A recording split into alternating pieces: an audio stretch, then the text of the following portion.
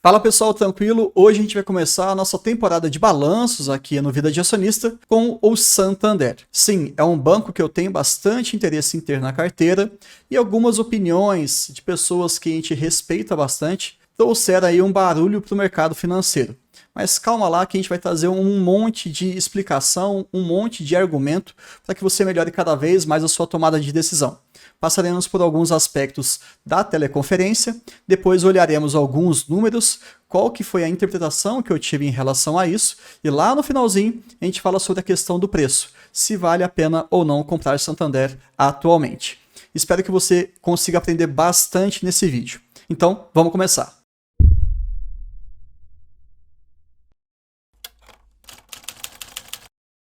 Sem dúvida nenhuma, para mim, um dos melhores bancos privados que nós temos no país, mesmo que ele esteja escorregando bastante nesse ano de 2023.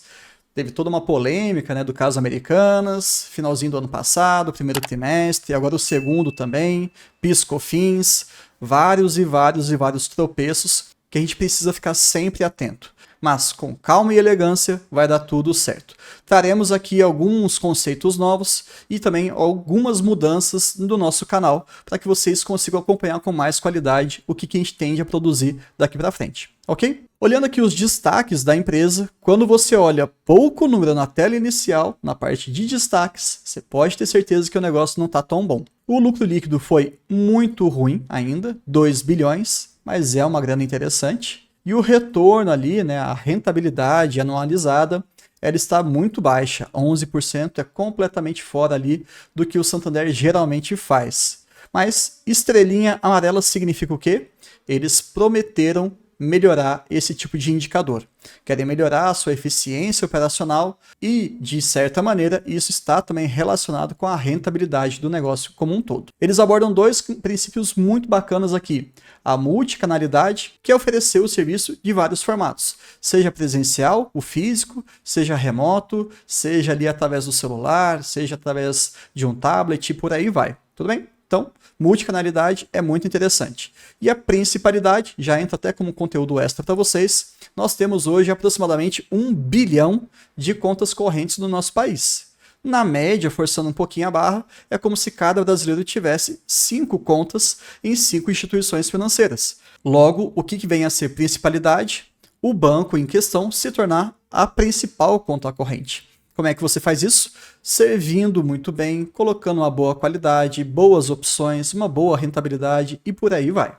E lembrando, eles trazem isso aqui também logo de cara e eu vou falar bastante com vocês aqui, é que os clientes vinculados, eles utilizam 2 ou mais canais, reforçando a ideia da multicanalidade e também da principalidade como algo que há sinergia sim. Clientes vinculados, para não ficar muito esquecido, vamos para o próximo slide. Quando você olha a base de clientes, de maneira geral, cresceu 13% ano a ano. Maravilha, que bom e tudo mais. Só que é isso que importa? Não, na minha humilde opinião, é esse daqui, ó. Esse pequeno gráfico que tem uma taxa de crescimento muito menor são os tais clientes vinculados, ou seja, 6 ou mais produtos do banco. É aquele cara que efetivamente usa, movimenta o seu dinheiro, por vezes acaba investindo através do Santander, consegue fazer os seus consórcios ou até os seus seguros, tudo nessa plataforma. Esse sim, ele é rentável, ele sim tem uma qualidade maior, você conhece melhor o perfil, então a qualidade de crédito tende a ser melhor também e por aí vai. Recentemente nós tivemos algumas notícias na mídia falando sobre outras instituições financeiras que estão atingindo patamares muito elevados de clientes totais. Não perca tempo com isso, tá? Não adianta nada você ter uma base enorme, simplesmente que é entrar ali no aplicativo e fazer uma conta. O que isso traz de retorno para o banco? Mas, ao mesmo tempo, a gente não pode ignorar o fato que a primeira porta de entrada para que você se torne um cliente efetivamente vinculado é você simplesmente fazer o cadastro ali e abrir a sua conta corrente. Então você está nessa coluna grande, com o tempo, tendo ali um pouquinho de propaganda e marketing, uma abordagem sensata, você acaba convertendo esse cliente que ele só é basicamente ali um cliente passivo, digamos assim, para ele se tornar um cliente vinculado, efetivamente relacionado com o Santander. Bom, está crescendo devagarinho, mas está indo bem. Agora a gente tem que olhar um pouquinho para essa métrica aqui de qualidade. De maneira geral, na pessoa física nós temos ali o NPS na casa de 51 pontos. No curto prazo, trimestre a trimestre, e no longo prazo, com várias aspas, eu estou olhando ano a ano, tivemos uma pequena redução desse indicador, o que não é nada interessante. Mas, não vamos pesar tanto, ficar alerta em relação a isso, claro, mas gostaríamos de ver isso subindo. Lembrando que o NPS de pessoa física, a gente está falando ali do segmento de varejo, ele é um pequeno grupo de clientes do banco. Tem o Select, tem as pessoas jurídicas, as empresas e tudo mais. Esse ponto aqui ele é fundamental para o negócio como um todo, mas eu não acho que 51 seja muito interessante, não. Mesmo assim, eles estão aumentando a receita por cliente. Saímos do ano passado de algo próximo a 107, e esse fator aqui talvez confunda as pessoas, tá? E fomos para 112. O que ele faz? Ele não fala para a gente aqui qual que é a receita real que cada um desses clientes do varejo entregam para o banco. Mas ele te dá uma média. Supondo que aquele cliente lá no segundo trimestre de 2021, ele entregasse, por exemplo, vai R$100 cada um deles. Quando a gente olha para 2022, esse valor sai de 100 e vai para 107 a cada cliente. Ok, melhorou, R$107. Hipotéticos, tudo bem? E agora em 2023, no segundo trimestre, subiu para 112. Então quer dizer que comparativamente com os últimos anos, isso está melhorando, a receita está aumentando. Perfeito, está aumentando um pouquinho da quantidade, está aumentando ali a receita por cliente, mas a qualidade do atendimento, da experiência do usuário não está tão boa. A gente vai ficar atento, ok? E só para a gente tatear um pouquinho mais sobre essa questão do cliente vinculado, olha só que curioso. O cliente vinculado ele acessa 2 vezes mais canais digitais do que os clientes não vinculados. Ou seja, o banco tem que dar uma atenção a mais para esses canais que não são físicos. Perfil de cliente, idade, facilidade de utilização de celular, já não faz mais parte da cultura hoje do correntista ir até uma instituição presencial, para resolver os seus problemas. Ele tenta pelo celular, ele tenta por telefone, por aí vai. Então, é uma demanda que eles estão apresentando e o Santander está atendendo isso com uma certa eficiência. Agora, vamos falar um pouquinho mais sobre um outro perfil de cliente, que são os de alta renda. Quando a gente pega aqui o Santander Select, a gente também vai ter que olhar a qualidade e a quantidade. Em termos de quantidade, eles estão atualmente com 881 mil de alta renda e eles querem chegar a 1 milhão até o final desse ano. Estrelinha na área, essa foi uma promessa deles. Então nós temos aí algo próximo a 6 meses desde o balanço, que foi relacionado aqui ao primeiro semestre. Eles têm 6 meses para chegar e conquistar aí mais 119 mil clientes de alta renda. Vamos ver se eles vão conseguir, tá? Não é tão simples assim, então é só o tempo mesmo para dizer. Mas e aí, que está crescendo a quantidade de clientes? Será que eles estão ali buscando uma participação maior na carteira de crédito? Sim, a gente percebe aqui que teve um crescimento ano a ano de 17%. Então esse cliente Select, ele já tem um vínculo maior e ele está assim trazendo, usufruindo dessa linha de crédito, que é uma das principais formas do banco aí ter a sua receita incrementada. Perfeito, isso é ótimo. E qual que seria aquela métrica também que a gente acabou de utilizar da pessoa física do varejo em relação à receita por cliente vinculado? Mesma coisa, 2021, usando a base de R$100, tá? Aqui é uma simulação. Eles conseguiram em 2022 subir para 114 e atualmente, no segundo TRI de 2023, foi para R$134. Então aí é um crescimento do quê? De uns 30% da receita fazendo esse cálculo, o que é muito bom. Chegamos à conclusão de que eles estão conseguindo aumentar a quantidade no setor de alta renda e isso está sendo acompanhado com uma qualidade muito interessante.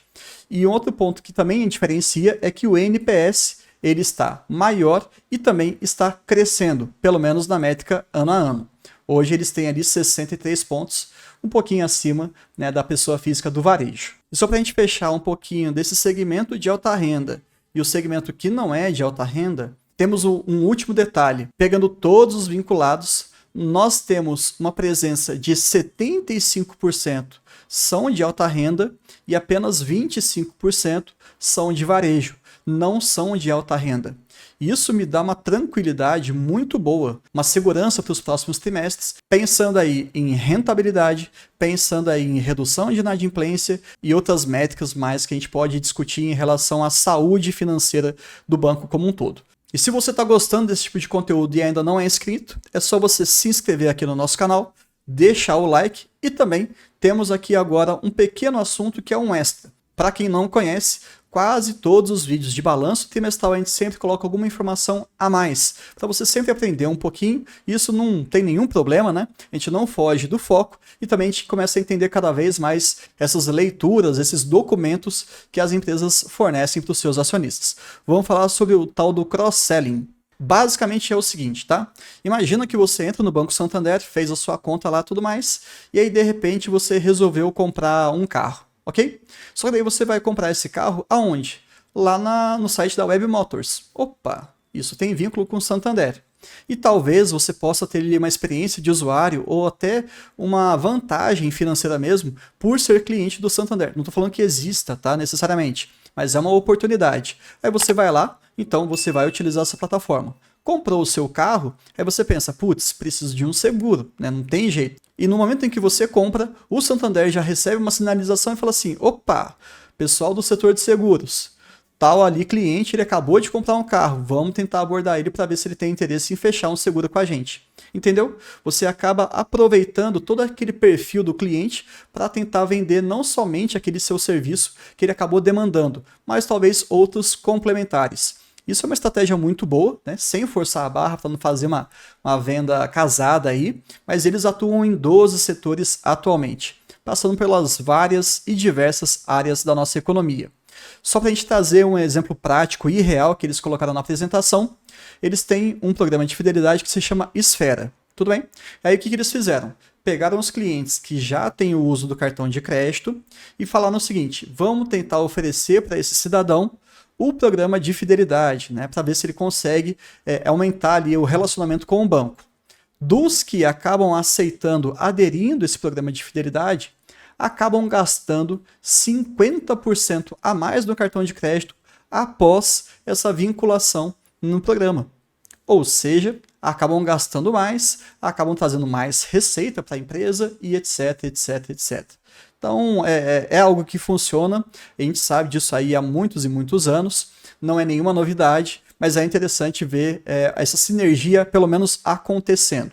Existe também nos outros bancos, mas aqui eu já queria trazer para vocês quando a gente for fazer a comparação com Bradesco, Itaú e Santander, ok? Falando aqui um pouquinho em relação aos investimentos de pessoa física, de uma maneira mais geral, nós temos no segmento de varejo um aumento de captação bem robusto, comparando ali nos 6 meses iniciais de 2022 com 2023, mais do que dobrou a captação líquida, o que é maravilhoso. Eles acabaram adquirindo completamente a corretora Toro, e eu nem vou entrar muito aqui no mérito, porque os números são tão distorcidos que você pode ficar até enviesado. Mas só para te vacinar, presta atenção. Assets under custody, ok? Então são os ativos ali que estão sob custódia.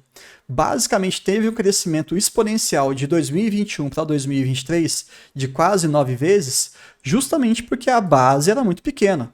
É muito simples. Ou melhor dizendo, é mais fácil você crescer de 2,6 bilhões de reais para 17 do que você crescer, por exemplo, de 26 bilhões para 176 bilhões. Deu para entender mais ou menos? Então, como é um segmento ainda muito pequenininho, comparativamente com os seus pares, esses números aqui não me impressionam. Tudo bem que eles colocam ali exponencial tantas vezes, né? Mais de 4 vezes aqui o aumento das receitas e etc. Mas não, vamos com calma, né? E em relação aqui à captação por assessores, e eles colocam aqui no segmento AAA, né, que é um segmento bem interessante, eles estão muito interessados em fazer esse tipo de investimento. Olha só que curioso. Eles estão atualmente com 1.300 assessores e querem fechar até o primeiro trimestre de 24, 2.000 assessores. Como é promessa, a gente coloca a estrelinha aqui. Vamos ver se eles vão conseguir cumprir. E um outro também ponto importante é a presença que eles estão atualmente em 90 cidades e eles querem chegar até 120 lá no primeiro trimestre de 24. promessa é estrelinha, então está aqui colocado. E nessa questão de assessoria, de investimento, para esse segmento AAA, eles têm um NPS bem mais saudável de quase 70 pontos. Aí sim eu falei, putz, então aqui eles estão mandando bem, capacitando bem os seus profissionais, abordando bem esse tipo de segmento e trazendo bons números. Tanto que a gente está vendo aqui que a captação líquida por assessor está subindo ali para 2,6 milhões. E como vocês gostam de informação extra, vamos lá. Segundo o Santander, para cada 100 clientes com esse perfil, nós temos um assessor do Santander. Ele cuida, então, mais ou menos ali de 100 clientes. Maravilha. Os outros concorrentes, segundo informações do Santander, trabalham com 500, 600, até 700 clientes. E aí eu te pergunto, como é que um assessor ele vai conseguir gerenciar, dar a atenção necessária para essa carteira de clientes tão grande? É mais complicado, né? Depois eu vou fazer uma pesquisa com calma, comparando ali os bancos, para ver se a gente consegue ver a veracidade dessa informação. Mas já guarda aí na sua cabeça para a gente tentar fazer o comparativo no Itaú, no Bradesco e também no Banco do Brasil. Quando a gente fala de empresas também, que é um outro segmento, né, pessoas jurídicas, mais uma vez fazendo aquele comparativo de base 100 em relação a 2021, hoje nós estamos ali com R$ 143, de novo, entre aspas, mostrando um crescimento interessante, ainda que a taxa de crescimento frente ao último ano foi um pouquinho menor, mas está subindo ainda, está tudo certo. O foco que o Santander está dando aqui é nas pequenas e médias empresas. Como assim, Bruno? Mais para frente, a gente vai responder até na parte de perguntas e respostas que os analistas acabaram trazendo para a diretoria do Santander, mas entendam que aqui eles passaram por um movimento muito importante no primeiro semestre e por isso que o crescimento não foi tão robusto. E segundo eles esperam sim uma expansão desse segmento no segundo semestre e também nos próximos anos, com algo um pouquinho mais agressivo, ainda contando com uma boa dose de conservadorismo. Tudo bem? Eu não vou entrar muito aqui nos detalhes, mas a gente tem que sempre lembrar, né? O Santander, ele é líder aí, é hegemônico praticamente na questão de câmbio aqui no Brasil, e eles estão tentando se expandir cada vez mais na questão das commodities agrícolas. Ou seja, não somente o Banco do Brasil tem um grande braço na parte de agro, mas o Santander também está querendo expandir isso. E já que a gente começou, vamos abordar apenas esse aspecto. Primeira coisa que chama atenção é que eles estão se expandindo cada vez mais pelo Brasil como um todo, pelo menos nas regiões que tem uma produção bem importante. E comparando ali a carteira agro de junho de 22 com junho de 23, tivemos um crescimento ali de 28%. Eu não sei porque cargas d'água eles ficam comparando com junho de 2021, mostrando ali 68%. Não precisa disso, né? Pode colocar ali a proporção correta, ano a ano, que a gente está mais acostumado. Não é nenhuma mentira, mas talvez seja uma forma de impressionar com números que eu acho desnecessária. Mas de qualquer maneira, eles querem atingir, e de novo é uma promessa, por isso a estelinha, 50 bilhões de reais. Eu acho isso completamente plausível, se eles continuarem nessa pegada, eles vão bater essa meta, mas mostra aí um certo interesse. E aí fica como curiosidade para vocês depois comparar como é que é a carteira de agro do Banco do Brasil em relação ao bolo todo e como é que é a carteira de agro do Santander em relação ao bolo todo do próprio negócio. Vamos um pouquinho mais adiante, não precisamos entrar aqui tanto em detalhes, lembrar que eles estão fazendo um cross-sell que acabou de ser explicado para vocês também nesse segmento, e agora eles estão colocando algumas transformações digitais, assim, relativamente interessantes, né? Uma aprovação automática de crédito, considerando ali a questão da produção da sua safra, a previsibilidade da safra. Isso daí eu acho que é uma maneira bem tranquila, porque o risco que você tem nesse tipo de crédito tende a ser um pouco menor do que outros perfis de clientes, não é verdade? Mas agora vamos falar um pouquinho sobre os outros negócios, né? Aquele posicionamento estratégico em outras vertentes. Rapidamente falando aqui em relação a cartões, e esse ponto para mim fez muita diferença, tá? Eles estão ali encontrando uma seletividade, uma forma mais saudável de poder adquirir esse cliente do cartão de crédito, já utilizando a sua base atual. Ou seja, lembra que eu falei lá no início? Estão convertendo, entre aspas, aquele cliente que não era vinculado, que não tinha muita movimentação, já com o histórico dele, já com um pouco mais de informação, eles estão trazendo para o cartão de crédito. Isso traz uma pequena segurança a mais, pensando na questão de inadimplência, né, de poder honrar os seus compromissos com um banco. Acho que é um processo natural, acho que é interessante isso sim, e vale a pena a gente ressaltar aqui. Já na parte de consórcios, que é uma fonte também interessante de receita, eles estão crescendo semestre a semestre, menos do que 2021 para 2022, menos, né? Agora eles cresceram 21% e no comparativo anterior foi de 37%, mas ainda estão crescendo. Vida que segue, maravilha. Já na parte de veículos, é legal a gente também colocar essa informação, eles são líder do market share nesse segmento, pelo menos de veículos de pessoa física, e eu esqueci de colocar uma estrelinha aqui. Então a gente improvisa, que é o seguinte, eles querem fazer uma boa expansão desse segmento para os próximos trimestres. Vamos ver se isso vai acabar acontecendo ou não. E em relação à parte consignada, que traz uma segurança muito grande para todo o contexto da carteira de crédito, que nós já vimos, né, isso aí acontecendo nos últimos anos e também nos últimos trimestres, que quando você não tem algum tipo de colateralização do seu crédito, você acaba se expondo de uma maneira talvez não muito interessante, principalmente quando a gente tem um contexto nacional ruim. Então, que bom que está aumentando, né? Aumentou ali 13% ano a ano, perfeito. E aqui uma forçação de barra também, eu não entendi, né? A questão da participação ali da carteira em relação aos vinculados. Nós tivemos de 49% para 51%, mas essa inclinação aqui da curva está um absurdo. Tá mais para isso aqui. 49 para 51 não mudou quase nada. Então, mas tudo bem. Só tô traduzindo para vocês para a gente não cair em nenhuma armadilha visual. Outro extra desse vídeo, que eu sei que ele está um pouquinho longo, e até agora a gente não falou absolutamente nada de resultado desse segundo trimestre, mas é importante você estudar outros aspectos do negócio. Se você só ficar olhando o número, talvez você fique um pouco enviesado, ou até talvez você fique com uma quantidade insuficiente de argumentos para poder tomar sua decisão em relação aos seus investimentos. E aqui no Vida de Acionista a gente preconiza demais essa autonomia, essa independência de você ter um pouquinho mais de pé no chão na hora de tomar a sua decisão, ok? Vamos lá então falar desse extra, que é em relação à inovação e tecnologia.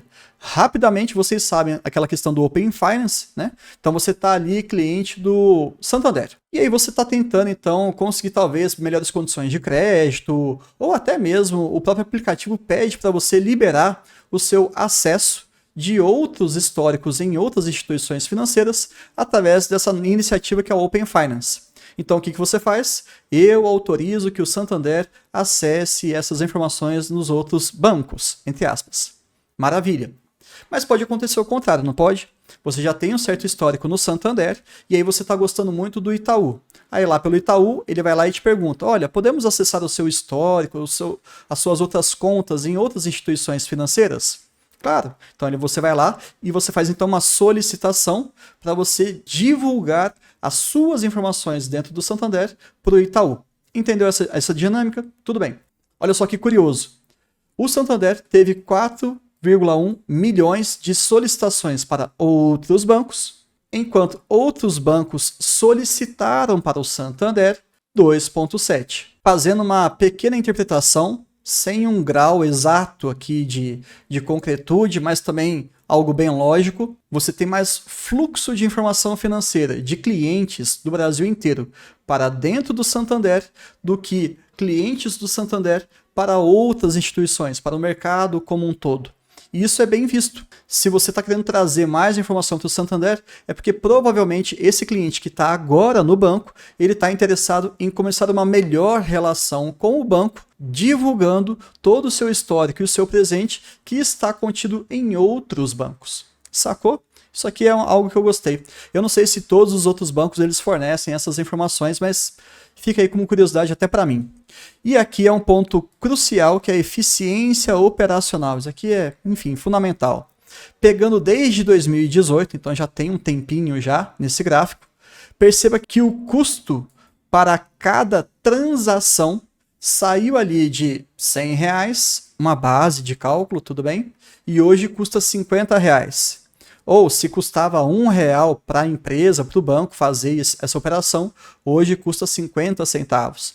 Maravilha, eles estão diminuindo os seus custos operacionais e, ao mesmo tempo, eles estão aumentando demais a quantidade de transações. Então, isso é eficiência operacional. Você aumenta a quantidade de transações e você abaixa o seu custo operacional. Você ganha na quantidade e você ganha na qualidade. Sacou? Isso aqui é bem bacana para a gente conseguir enxergar que o banco está melhorando sim. Seria mais justo se a gente fizesse uma avaliação em eficiência operacional pegando maio de 22 com maio de 23? Sim. Vamos tentar fazer esse pequeno zoom? Eu vou até apagar aqui tudo que eu escrevi para a gente tentar ficar mais fácil aqui. Olha só esse espacinho aqui e olha esse espaço aqui, ok? Vamos pensar em termos de custo, tudo bem? Eu não vi praticamente nenhuma diferença. Deve ter ficado ali elas por elas. Então, não melhoraram nos últimos meses, né, nos últimos 12 meses, em relação a ficar com um custo mais em conta. Tudo bem, não é o ideal, mas tudo bem. Agora eu vejo aqui um crescimento sim na quantidade de transações, aumentou.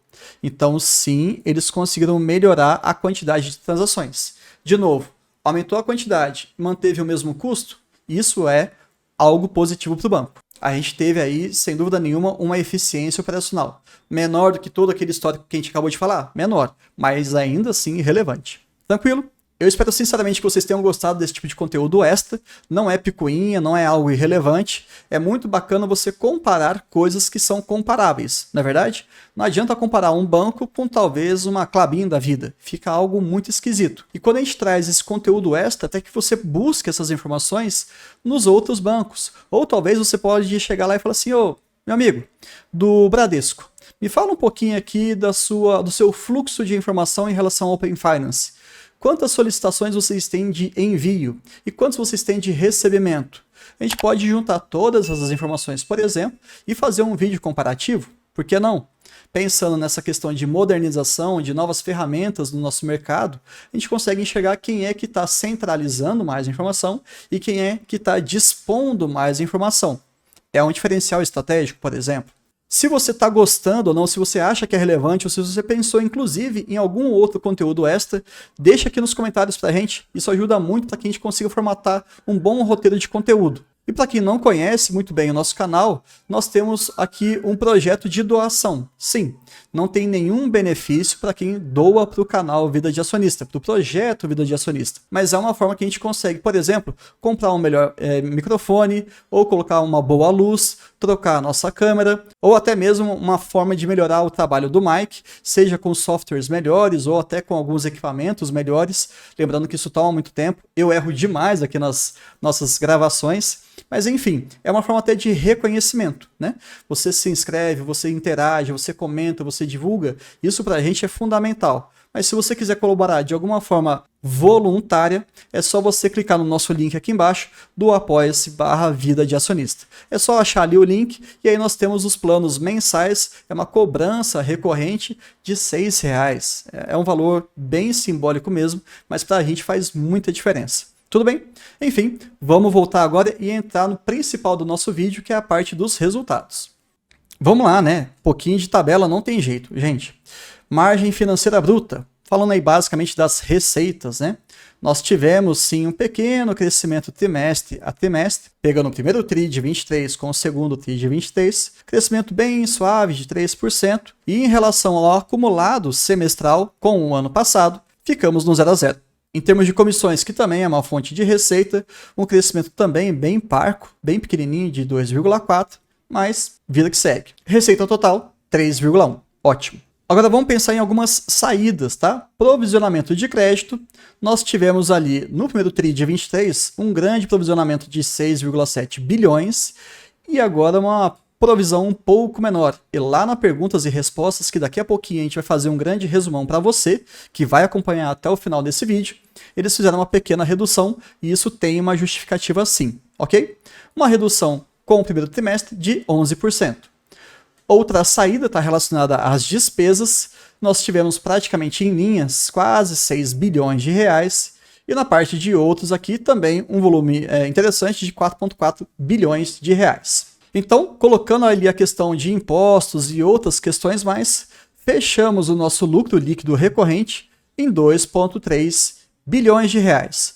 um pouquinho melhor do que o primeiro trimestre, que foi uma tragédia, nós sabemos disso, principalmente em função do efeito Americanas e outras cositas más, que vocês já sabem. Para quem não viu, é só ver o nosso vídeo aqui do primeiro trimestre do Santander. E comparativamente lá com o primeiro semestre de 22, uma queda de quase de 50%, né? Muito expressivo. Mas paciência, 2023 não está sendo um ano muito bom para Santander, não. De qualquer maneira, tivemos uma provisão adicional aí que nós explicaremos do porquê que isso aconteceu. Tivemos também ali alguns passivos fiscais que também serão abordados mais para frente. A venda da participação ali da Web Motors, eles reduziram, salvo engano, em 10 pontos percentuais. Tinham 40% do negócio, agora eles caíram para 30%. Então ainda tem uma relevância importante, mas capitalizaram aí em 1,1 bilhão de reais. Uma questão também de impostos, enfim, o lucro líquido do período, com essas pequenas distorções aí, os eventos não recorrentes, digamos assim, de 2,2 bilhões de reais. Ótimo. Então, tá realmente muito ruim mesmo, o resultado foi péssimo, mas agora a gente vai entrar nesses pequenos detalhes. Antes disso, vamos falar sobre a eficiência recorrente. Lembra, eficiência do banco, quanto menor, melhor. Ou seja, como eles subiram, horroroso. Não queremos ver isso na casa de 40% mais. Queremos 40% baixo. 39, 38, 35 e tudo mais. Lembrem-se, Banco do Brasil fechou o primeiro TRI com 29%. O mais eficiente de todos. Ainda assim, o retorno anualizado ali teve um pequeno crescimento, chegando aos seus 11%, mas ainda assim muito pífio, muito baixo. 11% é realmente algo bem inexpressivo diante do que o Santander geralmente entrega. Tudo bem? E pegando então na questão semestral, nós tivemos um aumento desse índice de eficiência, não é o que a gente gostaria, e também no semestral, a rentabilidade anualizada também deu uma queda importante, fechando ali em 10,9%. Nada bom, tá? Índice de Basileia, fiquem tranquilos que a gente vai falar mais pra frente. Eu não quero misturar porque aqui teve muita informação. Se ficou complicado, dá uma pausa, respira, bebe uma água, retorna esse slide e fica comigo até o final. Vamos falar rapidamente aqui da margem financeira bruta, a principal fonte de receita dos bancos. Nós tivemos, então, que via de regra é dividida em dois grandes grupos, a margem com os clientes e a margem com o mercado. Clientes continuam aí apresentando um bom valor, um crescimento bem pequenininho, né? Dependendo do que você compara, o período semestral ou com o último trimestre, mas está crescendo. E agora as operações de mercado, a gente olha esse valor aqui, por exemplo, negativo, aí você fala, putz, né, será que isso aqui foi bom mesmo? Né? Tá menos 28%, mas o que significa? E nesse caso é bom, tá? Como eles estavam com um prejuízo, se você teve uma redução comparando trimestres, você diminuiu o prejuízo. Em outras formas, estava muito ruim, agora está ruim, mas um pouquinho melhor. Sacou? E no gráfico a gente consegue enxergar. Olha aqui no primeiro trimestre, a operação com o mercado deu um prejuízo de 1,1 bilhão de reais. E agora, nesse segundo trimestre, deu um prejuízo, ou seja, ainda é ruim, porém um prejuízo menor, de 843 milhões. Então, assim, estamos melhorando, estamos ensaiando aí uma melhora. Lembrando que sempre tem uma boa métrica aqui para você avaliar. Com um ambiente de uma taxa de juros, né, a Selic cada vez menor, as operações com o mercado elas tendem a reverter, ou seja, elas começam a ficar positivas e podem sim trazer um bom resultado. Se você tiver com alguma dúvida, tenta olhar lá no site do RI do Santander e vocês vão ver que em contextos com a taxa Selic bem baixinha, a operação com o mercado dá um resultado muito robusto. E essa é a expectativa do Santander. Tudo bem? Mesmo que não caia a Selic já de imediato, a gente sabe, pelo menos, a gente espera, melhor dizendo, né, tomar cuidado com as palavras, que para os próximos trimestres nós tenhamos aí uma redução da Selic. Vamos ver como é que o banco e os outros também vão se sair nesse cenário. O spread, a gente vê uma pequena queda, saindo de 11% lá para 10%, mas sem grandes oscilações. Enfim, não preocupa tanto não. Se continuar caindo, aí a gente tem que reavaliar, né? Acender uma outra luzinha. A segunda fonte aqui de receita são as comissões. Nós não tivemos nenhum grande desdobramento aqui, uma variação semestral de 0,1%, nada, né? E comparando com o trimestre anterior, um crescimento de 2,4%. Pequeno, tá? Não vou render muito esse assunto. Em questão de despesa também, um aumento de 1% no trimestre, até mesmo o CEO da empresa lá falou assim, gente, Aconteceu, não é muito expressivo, não dá para a gente ignorar, né? Obviamente, mas tá tudo dentro do planejado. E olhando ali também semestral, aí sim começa a fazer um pouco mais de sentido, cresceu 8,4%. É legal a gente fazer o comparativo depois com calma em relação aos indicadores inflacionários. Mas também não me preocupa muito, não. O que a gente quer ver em relação à despesa? A gente quer que a empresa volte a trazer mais receita, volte a ter menos eventos não recorrentes e mantenha esse grau de despesa bem estável, bem controlado. Aí sim o resultado final tende a ser interessante. Tudo bem. Fundamental vocês entenderem, né, a carteira de crédito aqui, mesmo com todo esse nosso contexto brasileiro, tivemos um pequeno crescimento olhando ali os últimos trimestres, os últimos meses, um crescimento de 2%, e olhando também o semestre, um crescimento de 10%. Opa, já gostei, um pouco mais, né? Mas a gente vai focar bastante aqui, ó, pequenas e médias empresas. Tudo bem? Calma lá que eu vou deixar isso um pouco mais para frente. E só um ponto bacana aqui de vocês observarem, né? Hoje a carteira ampliada ela está na casa de 617 bilhões de reais. Pessoa física é basicamente aí 1/3. Então sim, eles têm uma boa exposição, mas eles estão tentando diversificar isso cada vez mais e melhorando a qualidade da concessão do crédito. Liquidez e funding, basicamente para quem tem dúvida em relação a isso, também é legal a gente tentar dar uma recapitulada. Sabe quando você tem lá aquela oferta de um CDBzão lá? Ah, vou colocar aqui como reserva de oportunidade ou reserva de emergência. Aí você pega do próprio banco. Eu faço isso com o Itaú, tá?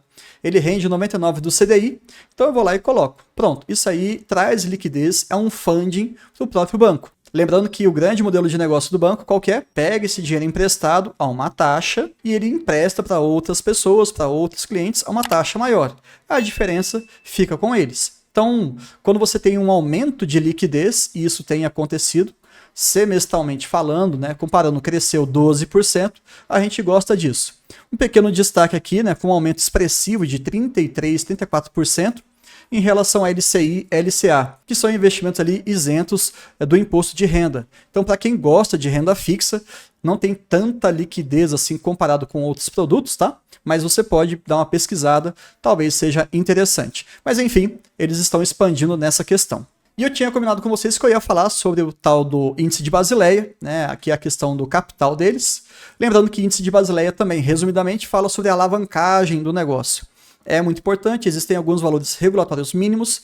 No Brasil, nós temos ali, a gente respeita essa condição internacional de 11% do índice de Basileia, tá? Calma aí que você vai entender. Como eles estão basicamente ali 14,2, 13,8, salvo algumas correções que vão acontecer aqui com uma nova resolução, assunto extremamente técnico, não se preocupem com isso, é coisa para analista, para quem gosta do setor. Eles vão retornar para 14,1%, é isso que interessa. Então tá tudo bem aqui, não se preocupem. E aí quando você fala assim, putz, e esse tal de 7 aqui? Faz parte do índice de Basileia, é uma medida muito importante, e na hora que você olha esse gráfico aqui em 10,6%, a gente fica um pouco preocupado, né? 11, 10,8, 10,6, você fala, putz, não tá interessante, né? Mas por conta da resolução do Banco Central do Brasil, que vai começar a valer a partir do dia 1/8 de 2023, nós vamos fazer um novo cálculo. E essas métricas, tanto desse capital quanto do índice de Basileia como um todo, vai ter uma nova resultante, fazendo com que o banco ele volte para os seus patamares, para os seus targets. Só para vocês terem uma ideia, eles querem ficar aqui entre 11% e 12%. Como eles vão ficar com 11,2% nessa nova abordagem, tá tudo bem, tá tudo certo. Não adianta nada crescer se você não tem qualidade. E onde é que a gente consegue enxergar isso no crédito? Olhando a qualidade da carteira. E aqui talvez, eu sei que o vídeo está bem longo, provavelmente está muito maior até que a própria teleconferência deles, mas a ideia é traduzir para vocês alguns argumentos e trazer sempre alguns insights. A gente tem que olhar aqui a diferença, e o conteúdo extra dessa parte vai ser em relação à inadimplência de 15 a 90 dias e acima de 90 dias. Vamos lá, para todo empréstimo que você faz, o banco tem uma política ali de concessão, certo? Quando ele percebe que o índice de inadimplência começou a subir muito, e isso geralmente aparece nesse primeiro indicador, de 15 a 90 dias, está começando a apontar muito para cima. O que se espera, o que se entende? Que a inadimplência de 90 dias mais também vai começar a acelerar. É como se fosse uma visão de curto prazo e uma visão de longo prazo. Entendeu? É muito saudável isso. Se começou a acelerar demais a inadimplência, opa, A gente tem que dar uma mexida aqui na nossa política de concessão de crédito. Faz ali, dá uma olhada no mercado, faz uma nova metodologia, etc, etc, etc. Só que isso não é instantâneo, né? Não tem jeito. Você até implementar, até isso ser passado para todos os funcionários, para todas as agências, todas as linhas de crédito, isso tem um certo delay, um certo atraso. Tudo bem? Eles já anunciaram isso no primeiro trimestre de 23, e sim, agora a gente está enxergando, olhando sempre aqui para a pessoa física, que corresponde a uma grande fonte de inadimplência, percebam que nós estávamos em 6,5 e agora estamos em 5,9. Está começando a desacelerar. Maravilha, perfeito. E a gente consegue ver aqui também que no total, que é o vermelhinho, ele estava em 4,5% de inadimplência e agora está em 4,2%. É isso que a gente quer. Pô, Bruno, mas na hora que a gente olha aqui com a inadimplência de 90 dias, está tudo subindo, né? Ou pelo menos estável. Não está bom. É claro. Primeiro você vê nesse pequeno intervalo essa nova política e gradualmente essas novas safras de negócios, de clientes, de créditos concedidos, eles começam a ter uma participação maior. Então aí você tem essa desaceleração da inadimplência acima de 90 dias e depois ela começa a arrefecer também, tal qual a inadimplência de 15 a 90 dias. Deu para entender? Então assim, é o mesmo cenário, porém com uma visão mais segmentada. E isso traz para você uma perspectiva. Acho que essa é a palavra. Se você olha para 15 a 90 dias, você tem mais argumento para conseguir entender um pouquinho mais como que vai ser a inadimplência acima de 90 dias, que é essa que machuca o banco de verdade. Tudo bem? Já nesse gráfico aqui de despesas, né, de provisões de crédito, que é o tal do PDD, que muita gente fica preocupado e tudo mais, nós tivemos alguns movimentos importantes, uma redução aqui gradual, e de novo, você olha para o índice de inadimplência, começou já a apresentar uma melhora, você fala assim, ufa, eu não preciso deixar tanta grana parado aqui no meu balanço, claro que está investido, né, e tudo mais, mas eu não preciso deixar essa grana aqui, porque eu sei que a chance de uma inadimplência bater muito forte em mim, ela é cada vez menor.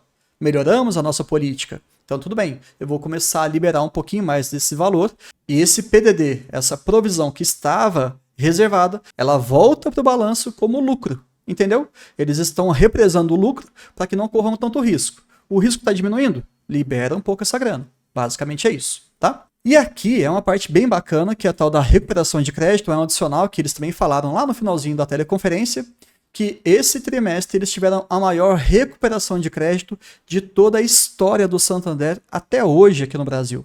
Ou seja, renegociando, faz ali uma nova abordagem com aquele cliente inadimplente, consegue ali talvez uma nova abordagem para conseguir recuperar parte do valor e por aí vai.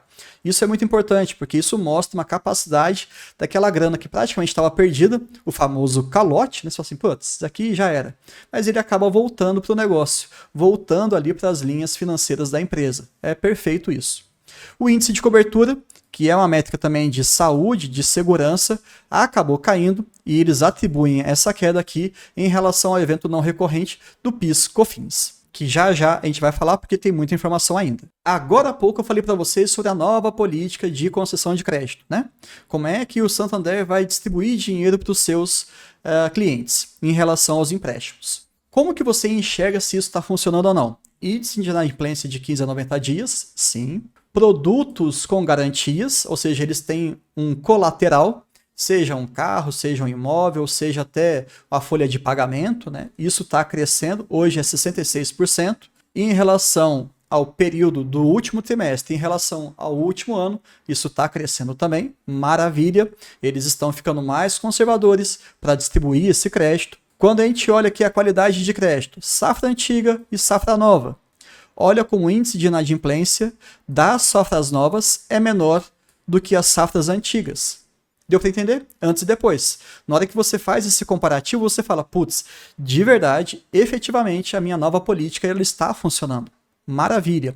Talvez também a conjuntura nacional esteja ajudando. Eu acho válido esse argumento. Mas ainda assim, eles estão melhorando essas métricas. Mas, Bruno, quanto que representa essa safra nova e a safra antiga no balanço da carteira? Também eles colocam aqui em gráfico. Hoje, 60% de tudo que é emprestado no Santander, pensando nessa carteira de crédito que a gente está abordando, vem da safra nova, vem da política nova. E gradualmente, trimestre a trimestre, como vocês estão vendo, isso está subindo. O que vai acabar acontecendo daqui para frente? As safras antigas vão finalizando os seus períodos, essa inadimplência, se tudo caminhar bem, continua caindo. Essas safras novas, como elas estão muito bem, elas estão representando cada vez mais com índices de inadimplência cada vez mais controlado. O PDD, a provisão cada vez menor, nós temos ali um aumento gradual do resultado da empresa. Isso é pelo menos a parte teórica. Se vai ter algum novo tropeço, se vai ter algum evento macroeconômico como uma recessão global efetiva, mas eles estão fazendo pelo menos aquilo que eles podem. Tudo bem? Estão fazendo o dever de casa, pelo menos na minha opinião. E aqui, de maneira bem rapidinha mesmo, essa capacidade de absorver possíveis perdas, eles estão melhorando na sua linha de pessoa física, cartão de crédito de pessoa física e crédito pessoal. De novo, aquele mesmo exemplo daquela base 100, teórica, tudo bem? Pegando 21 para 23, eles praticamente dobraram essa capacidade. Pegando cartão de crédito no mesmo período, eles mais do que dobraram essa capacidade. E no crédito pessoal, eles melhoraram aí casa de 20%. Ou seja, essas novas safras, elas estão tendo uma capacidade maior de aguentar, entre aspas, né, possíveis perdas relacionadas à inadimplência da carteira como um todo. É basicamente isso. Então, quanto maior essa métrica, melhor para a gente, em termos de segurança. Eu sei que já deu muito tempo de vídeo, você está exausto, mas eu prometo para você que esse diferencial aqui é para quem aguentou ver até agora. E eu acho que vai te ajudar muito em relação à tomada de decisão. Nós começaremos agora fazendo Vida de Acionista um resumão dos principais pontos das perguntas e respostas lá dos analistas. Nesse primeiro momento eu acabei pegando praticamente todas as perguntas que eu achei que foram relevantes. Mas em alguns outros bancos ou até em algumas outras empresas a gente vai fazer um resumão. Tudo bem? Eu vou passar rapidamente aqui, tá tudo escrito, e depois a gente vai falar sobre a plataforma do AGF e em relação a se vale a pena comprar ou não. Se você ainda não está inscrito no nosso canal, vou reforçar novamente, se inscreve. Toda semana 3 vídeos para você aprender cada vez mais sobre o jeito Barsi de investir ou na sua construção de uma carteira de renda passiva focada eminentemente em dividendos. Deixe o seu comentário se você está gostando e também se você chegou até esse ponto aqui, só para a gente ter um pouquinho da noção dos vencedores, dos fortes até aqui. Deixe o seu like e compartilha com todos os seus amigos. Dificilmente a gente vai encontrar algum tipo de vídeo parecido com o que a gente faz aqui no Vida de Acionista. E isso não sou eu que estou falando, tá? Esse é o feedback que a gente tem recebido de todo mundo aqui do canal e eu tenho gostado bastante. É só você dar uma olhadinha nos comentários dos vídeos anteriores. Tá bom? Vamos lá então. Foi questionado um pouquinho sobre a qualidade da carteira, né? Por que que teve essa reversão de uma provisão relevante no valor de 1,45 bilhão de reais? E isso aí algumas pessoas acabaram criticando, né? E eles explicam, olha gente, a gente tentou fazer no primeiro trimestre um conservadorismo, né? Porque as coisas não estavam muito boas, realmente ali o cenário estava muito incerto, então a gente fez o quê? Acabou provisionando bastante. Ok. E aí isso foi reavaliado durante o segundo TRI e, pegando aí a palavra do próprio CEO, foi intelectualmente correto fazer essa nova abordagem em relação a toda aquela provisão que eles acabaram fazendo. Dado que vários indicadores estão começando a esboçar uma melhora, eles falaram assim, putz, não faz sentido para a gente segurar esse valor. Então, vamos fazer a reversão de provisão, ou seja, vamos liberar 1,45 bilhão do caixa. Ou seja, a performance da carteira foi com que eles tivessem argumento suficiente para fazer esse movimento. Ajudou sim no resultado da empresa do trimestre? Claro, né? Claro. Tentou ali anular aquelas questões negativas? Claro, não, tudo bem, a gente não está negando nada disso aqui. Mas eu enxergo que Santander está deixando cada vez mais transparente para a gente que toda aquela agressividade que eles tiveram nos últimos anos, 2021 e até um pouquinho antes, eles conseguiram sim bons resultados, mas acabaram derrapando. Quem gosta da empresa sabe disso. Derrapa um pouquinho e faz um ótimo resultado. Derrapa um bocado, demora para recuperar, mas recupera. Então essa volatilidade está trazendo cada vez mais para eles um quesinho ali de conservadorismo. Lembrando, gente, Santander é uma filial. A sede lá na Espanha que é dividendo, ponto final. Então eles estão trabalhando cada vez mais para tentar tornar isso aí um pouco mais estável. Eu não enxergo como um conservadorismo seletivo, não. tá? Mas eu não sou aqui fã de nenhuma empresa. Eu só quero dar o devido valor para cada um desses pronunciamentos. Como é que a gente vai ter mais certeza? Aguardando as cenas dos próximos capítulos. Eu realmente não sei o que vai acontecer. Mas se a gente começar a enxergar movimentos que sejam coerentes, que sejam éticos, aquilo que eu vivo falando aqui no nosso canal sobre coerência, ética, né? Fazer aquilo que você se propõe, aquilo que você efetivamente fala, eu vou ficar mais tranquilo. E também um outro ponto muito interessante levantado pelo analista é que eles venderam uma parte da carteira ali de crédito de 2,6 bilhões. Isso aí acontece bastante entre os bancos, tá? Temos aqui uma quantidade X de clientes ali que estão com alguns empréstimos com a gente. A gente pode acabar vendendo isso aí para um outro banco por algum valor, tudo bem? Você mexe o seu portfólio de uma maneira, caso alguma instituição financeira diferente, né, tenha interesse. E isso sim melhorou a qualidade, principalmente no curto prazo. Então, não somente aquele resultado que a gente viu do gráfico é em função das políticas da empresa, é também por conta desse remanejamento desse seu portfólio de crédito. Não podemos nos esquecer disso. E agora um outro ponto muito polêmico, a reversão de provisão sobre PIS e COFINS. Resumidamente, isso estava em trâmite lá no STF, e aí tinha um valor muito expressivo que eles falaram assim, gente, a gente não sabe qual que vai ser o resultado, então a gente vai segurar essa grana. E eles foram segurando, tudo bem? Só que no trimestre que eles acabaram liberando isso como lucro, que foi no primeiro TRI de 23, durante esse meio tempo, o STF falou assim, galera, vocês vão ter que pagar isso aí, e Santander vai tomar uma paulada, vai ter que pagar um grande valor aí. E aí você fala, putz, mas a gente acabou de tirar a nossa reserva para esse evento porque a gente achou que a gente ia ganhar. E aí vocês do STF vão lá e mudam essa história e pegam a gente de calça curta? Exatamente isso. Tá? Foi um movimento que, na minha visão, eles erraram. O Santander errou e ponto final. Mas eles explicam o porquê disso, tá? Eu não vou entrar muito no detalhe não, mas saibam, essa decisão de fazer essa liberação da grana que estava ali como se fosse uma reserva de emergência, tudo bem? Tinha um fundamento histórico. Não suficiente, na minha opinião, mas quem sou eu na fila do pão? Mas sim, tinha algum respaldo. E infelizmente, isso aí não acabou acontecendo, e eles falaram, putz, então tá. O que eles fizeram agora? Como nós temos ali algumas questões relacionadas ao PIS e ao COFINS, que são duas coisas que se complementam, né? Elas ficam dentro de uma mesma temática de imposto, na realidade, eles já ganharam em relação ao PIS. Ao COFINS, não, lá no passado. Dado esse contexto, dado esse histórico e dado que ainda está em disputa na justiça, vamos provisionar apenas uma parte. Combinado? Só uma relevância menor. E aí, qual que foi a grande crítica? Putz, cara, está sendo discutido junto, por que você vai provisionar só uma parte? Porque a experiência deles, a convicção deles, o estudo que eles fizeram, não acha suficiente voltar atrás completamente. Eu, pra ser bem franco, eu também não gostei disso não. Cara, tá com incerteza, tá ruim, segura tudo de novo. Passa aperto, numa paulada só, num trimestre só, não tem problema, sabe? Aperta aqui para você conseguir ter um resultado mais redondo daqui para frente. Mas não, decisões são decisões e eles acabaram fazendo nesse sentido. Então, para mim não justificou muito não, mas eles deixaram claro um ponto, tá? Que é o seguinte, foi perguntado claramente, teremos algum não recorrente no próximo trimestre, no sentido de provisionar todo aquele restante que deveria ser provisionado? Não, não teremos provisão adicional. Isso daqui é uma promessa. Vamos acompanhar se eles vão cumprir. Apetite a risco, quando é que eles vão voltar a fazer uma nova expansão? Eles estão entendendo sim que a parte de agro, de veículos e pessoa física estão sim apresentando algum esboço, né, de melhoria, mas eles estão tomando um cuidado com a cartão de crédito. Lá em 2021, a gente viu que teve um crescimento quase que desenfreado, trouxe ali algum tipo de resultado, mas eles ficaram muito expostos. Então eles não querem isso não. Então, de novo, mais um sinal de que o Santander não vai ser tão arrojado como ele fora outrora.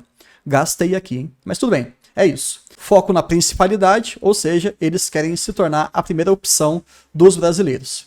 A receita de recuperação que eu falei lá para vocês, que foi a melhor dos últimos 50 anos do banco, se isso aí vai continuar acontecendo ou não, eles falaram que foi fruto de alguma mudança na sua política ali interna e eles entendem que vai se tornar cada vez mais recorrente. Ou seja, ajustaram isso aí para que a gente enxergue cada vez mais um resultado positivo daqui para frente. Ótimo.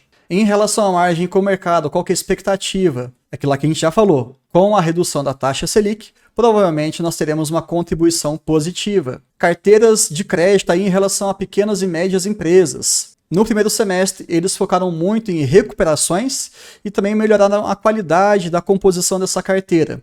No segundo semestre, eles querem ter um crescimento mais expressivo. E aqui também foi uma promessa. Eles querem dobrar em 3 anos. Se hoje eles estão com 60 bi nessa parte de pequenas e médias empresas, eles querem chegar a 120 bilhões. Se você for voltar lá na carteira de crédito e colocar esse crescimento, tudo bem que tem que fazer alguns ajustes, tá?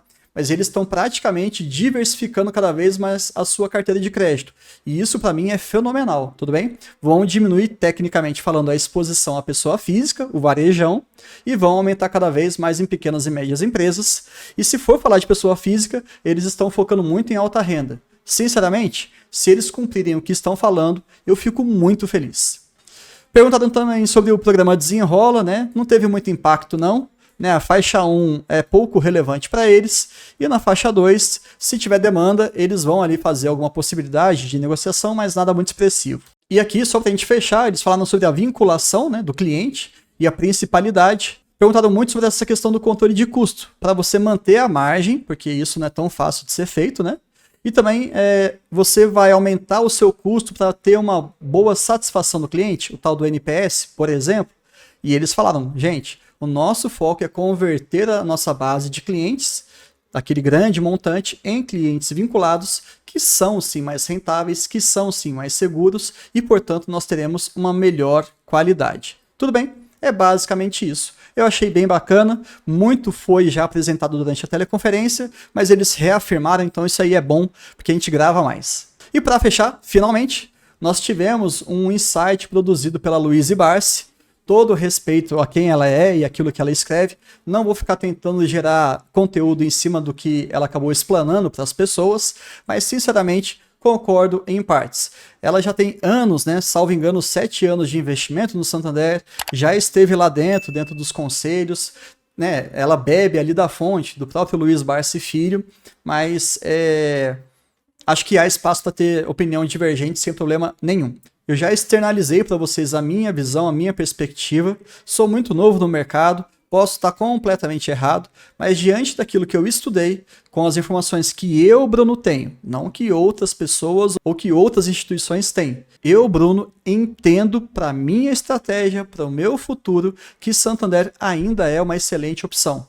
Eu já tenho falado desse possível movimento de Bradesco para Santander há praticamente 1 ano, né? Então, assim, não é nada de novidade, quem já acompanha sabe sobre isso. Mas do ponto de vista de mapa do dividendo inteligente e pensando nos 6% que a gente preconiza pelo AGF, se você quiser experimentar, tem aí o link para você clicar. Se você for fechar o seu contrato anual, você tem 20% de desconto. Uma baita oferta para vocês. Olhando ali a previsão de pagamento de dividendos no ano de 2023 está dentro dos 6%, está com 7,57%. Já eles anunciam dividendo, se seguir o seu histórico, então está perfeito para a gente, pode ser uma boa oportunidade de aporte. E para quem tem curiosidade de saber quanto é que o banco vai pagar em 2024, plataforma do AGF já entrega esse resultado, só que eu vou deixar isso em respeito a eles. Para você saber, é só se você se inscrever lá na plataforma. Pode ser menor ou pode ser efetivamente maior do que 2023. Aí mesmo é só ali acessando para você entender com calma. Isso ajuda você a ter uma certa previsibilidade ou fazer os seus ajustes finos, né? Cada um tem a sua particularidade, mas enfim, acho que ajuda bastante essa informação. Vídeo extremamente longo. Só para vocês terem uma ideia, foi mais de 1 hora de gravação, não sei quanto tempo vai ficar com o vídeo editado, mas eu espero sinceramente que vocês tenham gostado mais dessa abordagem. Eu sinceramente estou achando um pouco mais densa, mas eu gosto mais de fazer assim. Preciso ter o feedback de vocês. Tudo bem? Até o próximo vídeo.